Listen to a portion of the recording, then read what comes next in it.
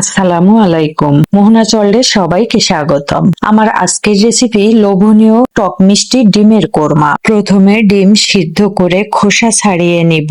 একটা নারিকেল ব্লেন্ডারে পেস্ট করে নিয়ে সেটা আলাদা করে রসটা নিয়ে নিব। ডিমগুলো লবণ দিয়ে হালকা ভেজে উঠিয়ে নেব। ডিম ভাজা তেলের ভেতরেই তেজপাতা ও এলাচি ফোড়ন দিয়ে দিব।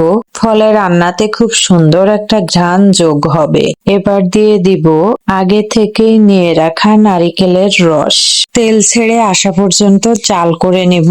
ততক্ষণে খুব সুন্দর একটা ঘ্রাণ চারিদিকে ছড়িয়ে পড়বে। তেল ছেড়ে আসলে দিয়ে দেব বেশি করে পেঁয়াজ। পেঁয়াজ নরম হয়ে না আসা পর্যন্ত ভেজে নেব। এরপর দিয়ে দেব আরো কিছু নারিকেলের রস, দিয়ে দেব পরিমাণ মতো লবণ এবং দিয়ে দেব স্বাদ অনুযায়ী চিনি।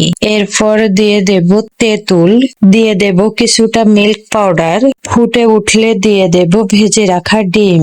হাই হিটে জাল করে ঝোল ঘন হয়ে আসলেই নামিয়ে নিব। আর এরই সাথে রেডি হয়ে যাবে মজাদার ডিমের টক মিষ্টি কোরমা। আরো মজার মজার রেসিপি পেতে মোহনা চল্ডের সাথেই থাকুন। ধন্যবাদ।